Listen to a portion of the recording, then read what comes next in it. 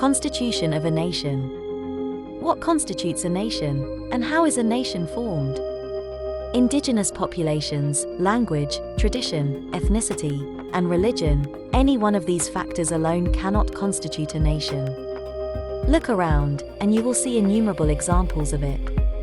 The Indians, Pakistanis and Burmese were once the indigenous population, failed to constitute a nation. If language were the only basis of forming a nation, Switzerland would have split up into 3 or 4 parts. The traditions in almost all the countries of Western Europe are practically the same, still, they are not one nation. Thus, there is no difference in tradition between the Jews and the Muslims of Arabia. Still, the Jews and the Muslims of Arabia together could not form a nation. There are no ethnic differences among the inhabitants of Iberia nor the Scandinavians, yet they are divided into different nations. If religion had been the only basis for forming a nation, there could not have been more than 6 or 7 nations in the world. Most of Europe, on the whole, would have been divided into 2 nations, Catholics and Protestants. But this has not happened. How, then, is a nation formed? In reality, a kind of sentiment created either directly or indirectly based on more than one factor, such as country, language, religion, etc., play a vital role in forming a nation. The factors themselves are insignificant. It is the sentiment and nothing else that creates a nation. The Indian nation.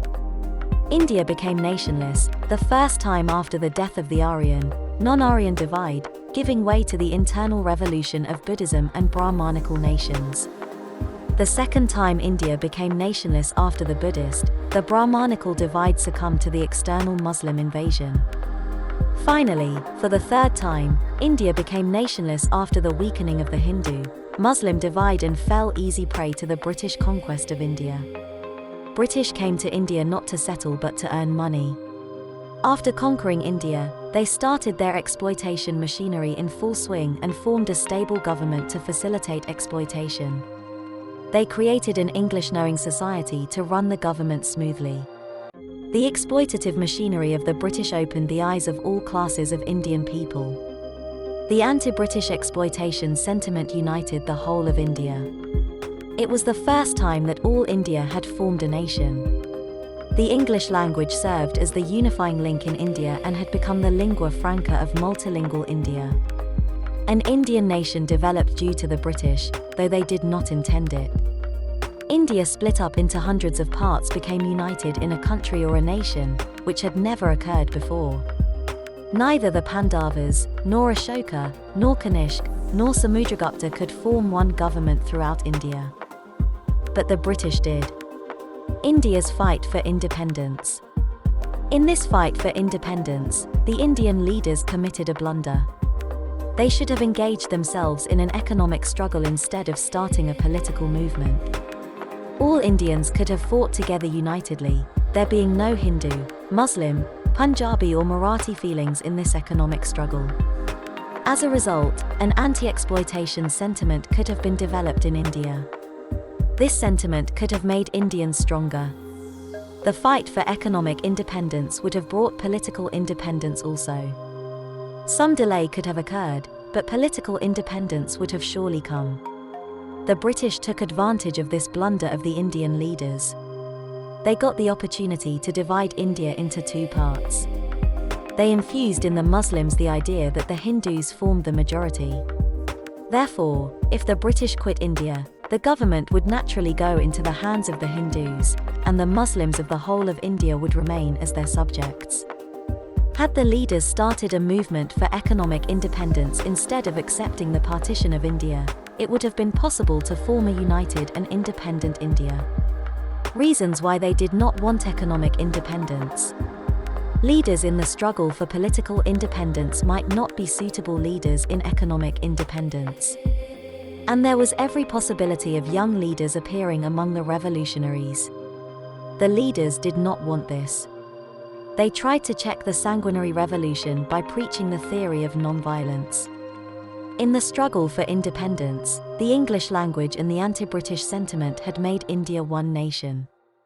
With the departure of the British, there is no anti-British sentiment, So the Indian nation has died, and India became nationless.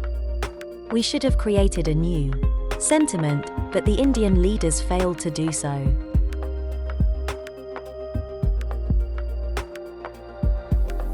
Most of the people of India are poverty-stricken. They want to get rid of exploitation. Political democracy has no value for them if it cannot give them economic independence.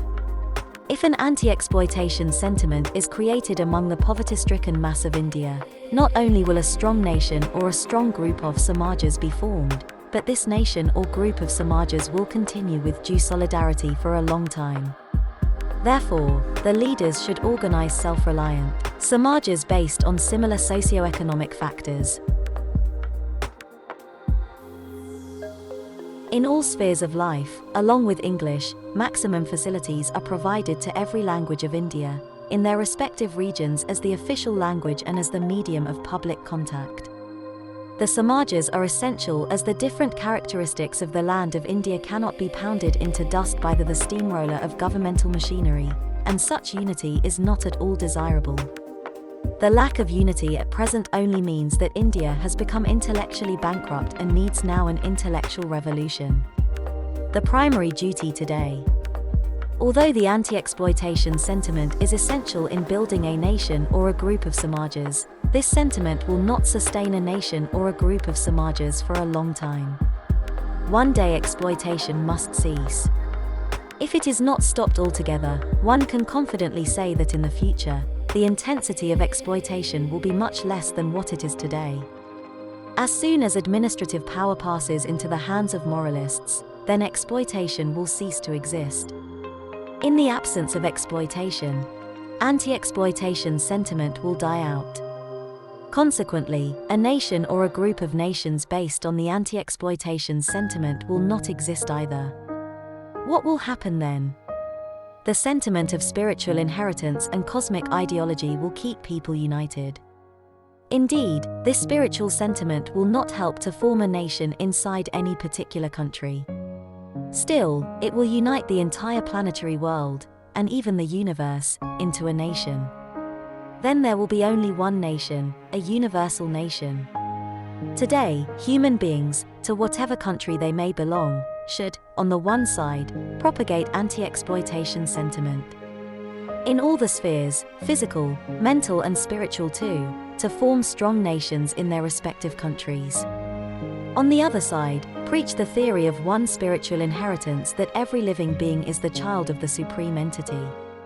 Therefore, all the people of all nations belong to the same family. Along with the theory of spiritual inheritance, one cosmic ideology will have to be propagated, too. That ideology is that one supreme entity, the cosmic entity, is the goal of all living beings. This spiritual sentiment will keep human beings united for all time.